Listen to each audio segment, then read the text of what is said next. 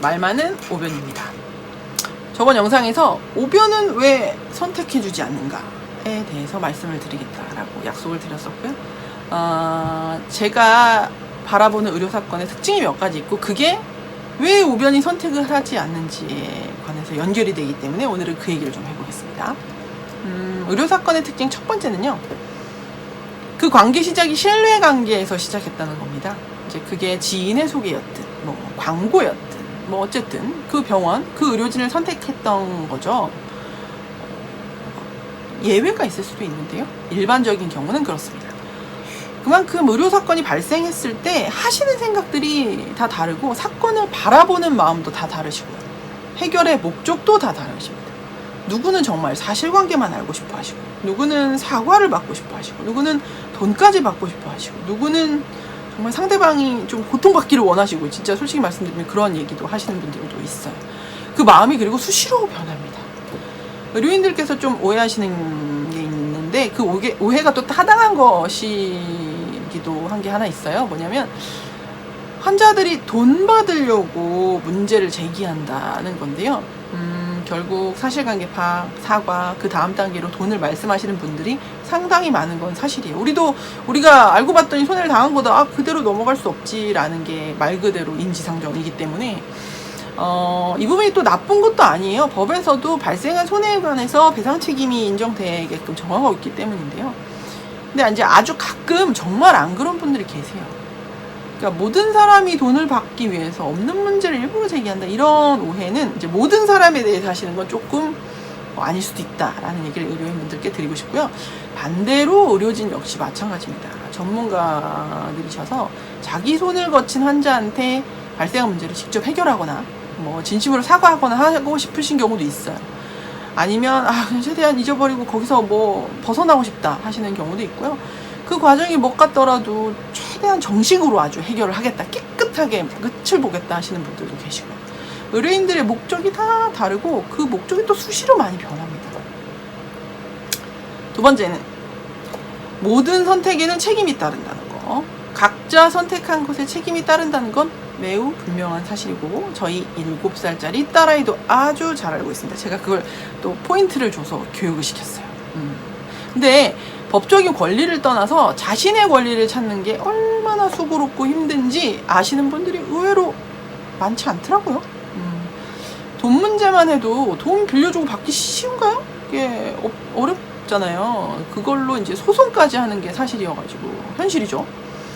모든 선택, 특히 의료사건을 해결하는 방법은 무척 고생스럽고 힘듭니다. 그것이 사실입니다. 특히 세 번째로 넘어가겠습니다. 특히 의료사건에 관한 법적인 해결에는 시간과 비용이 따르고요. 스트레스는 덜입니다. 법적인 해결이라고 하면 조정 혹은 소송일 거고요. 개인적인 합의라 하더라도 그 합의 내용 등에 관해서 공증받아 두실 것을 권하기 때문에 결국에는 돈이 들고 그 문제를 고민하고 해결하기 위한 시간이 들고 그 과정에서 또 스트레스를 받고 그래서 그 한 의료사건을 해결하다 보니 스트레스를 받아서 다시 건강을 해치시는 이게 악순환으로 들어가시는 경우가 꽤 있어요. 말이 그렇지 남들이 한번 평생 해볼까 말까 하는 소송을 그것도 의료사건을 가지고 한다? 이건 상상을 초월한 스트레스고요. 그건 변호사 입장에서도 마찬가지입니다. 의료사건 반갑지 않은 사건 중에 하나가 아주 무거운 사건이고요. 의료사건 변호사 수임료가 저렴하지 않죠. 왜냐면 제대로 하려면 해야 할 일이 많거든요. 사서 볼 책, 리서치 할 것도 되게 많고 생각할 것도 많고 또 상담만 해봐도 그냥 돈 문제가 아니라 몸을 다치거나 가족을 잃은 슬픔 이런 마음의 상처까지 있는 분들이 많아서 그분들의 상처를 들어드리고 이제 그걸 듣는 건 사실 가족이나 친구가 할 수 있는 거죠. 전문가가 할 필요는 없는 건데 그걸 들으면서 그 과정에서 법률적인 쟁점 뽑아내고 이거 해결할 수 있는 포인트를 찾는 그 과정이 너무 힘들어요. 그래서 솔직히 말하면 안 하시는 분들도 많습니다. 하고 싶어 하지 않으시고요. 특히나 환자 대리는 너무너무 힘듭니다. 네 번째, 제가 선택하면 제가 책임을 져야 되기 때문이죠. 제 문제가 아닌데 제가 책임을 져야 되는 문제로 변질될 수 있기 때문에 선택해드리지 않습니다. 사람 심리가 선택한 네가 책임져! 라고 하게 되거든요. 이 부분이 특히 부모님이 죽거나 다치신 경우에 유족들 간의 싸움으로 번지는 경우에서 흔히 볼 수 있습니다. 그러니까 가끔은 가족 중에 의료인이 있는 경우가 흔히 문제되는데요. 부모님을 모시고 간 네가 책임져라. 네가 그 병원 좋다 했지. 데려가서 동의서에 사인하라고 하지 않냐. 아니면 네가 사인했지 않냐. 뭐 의료인 너 의사지 않냐. 간호사지 않냐. 뭐 책임져라. 근데 가족 간에도 말씀을 조심하셔야지 그런 말을 들은 당사자는 평생 죄인된 느낌을 갖게 돼서 가족 간의 정도 헤쳐지는 경우 많이 봤어요. 정말로. 저는 제 사건도 아닌데 각 사건에 있어서 제가 그런 책임을 떠맡을 수는 없겠죠. 오변의 선택을 원하시는 가장 두 가지가 뭐냐면, 첫째, 부검해야 될까요? 둘째, 합의금 얼마나 하면 좋을까요? 인데요. 첫 번째, 부검할지 말지는 제가 정해드릴 수 없습니다. 그 이유는 변호사 입장에서는 근거가 될 수 있는 자료가 있으면 좋아요. 또는 해봤는데 유리하지 않다, 어느 한쪽에, 그럼 그 사건을 포기하라 라고 얘기해드릴 수 있어서 아주 깔끔하지만, 그 부검 감정 결과를 아무도 예측할 수가 없어요. 가끔 환자든 의료진이든 본인들이 그 부검 해봤자 과실이 확실하다, 무과실이 확실하다 막 확신하시는데요. 그거는 부검의만 알고요. 부검 감정서를 봐야 알 수 있는 겁니다. 그 내용이 뭐가 적힐지 아무도 몰라요. 그래서 그 부검 감정서에 모든 게 또 확인되는 건 아니고요. 뭐 알 수 없다라고 나오는 경우도 엄청 많습니다. 그래서 그 결과에 따라서 사건의 향방이 달라질 수 있기 때문에 제가 정해드릴 수 없습니다. 두 번째, 합의금입니다. 얼마에 합의하면 좋을까요?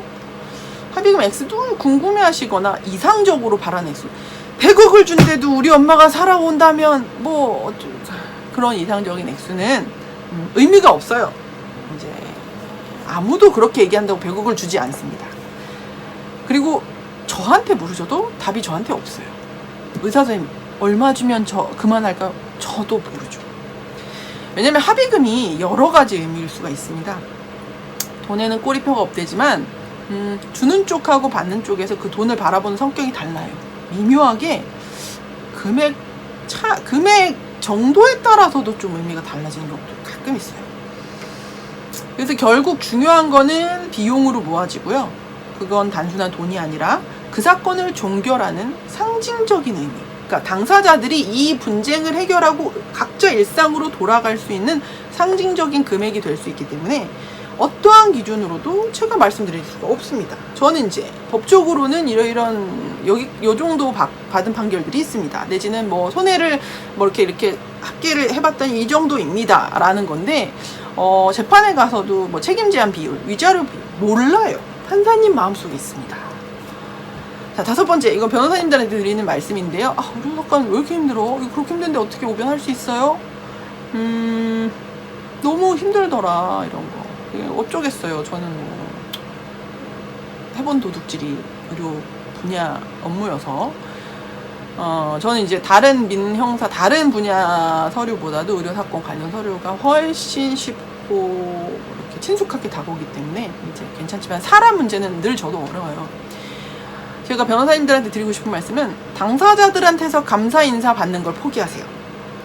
사실 감사할 이유가 없죠. 비용 지불했잖아요. 그 비용에 따라 우리가 업무를 한 거고, 그 결과는 우리가 결과를 장담하는 직업은 아니지 않습니까? 의뢰인들도 마찬가지 명심하셔야 될 게, 변호사는 결과를 장담하는 직업이 아닙니다. 그 과정에서 노력을 하고 그 비용을 받는 수단 채무자예요. 그래서 사건 자체가 마음까지 다친 사건들이 많고 끝나면 그 사건을 잊고 싶어 하죠. 그래서 평생 기억하고 싶어 하지 않아요. 그래서 사건이 끝나면 감사 인사는 그냥 쌩 가거나 마치 기록 돌려드리려고 연락드려도 막 연락 안 받고 됐다고 막 이렇게 하시는 경우 있는데, 상처받지 마세요. 의료인분들도 이해합니다. 저희가 대부분의 변호사님들 이해하고요. 대신 성공보수라고 하면 계약한 대로 약정대로 돈을 주셔야겠죠.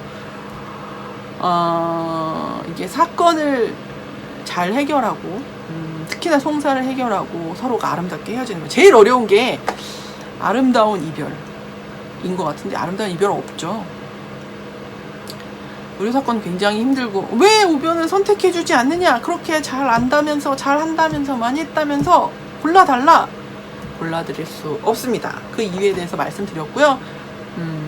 다음번에 어떤 컨텐츠 할지는 생각 중인데요. 여러 가지 또 다음에는 도움을 드릴 수 있는, 저만이 도움을 드릴 수 있는 부분이 뭔지 좀 고민을 해보고 다시 찾아뵙도록 하겠습니다. 감사합니다.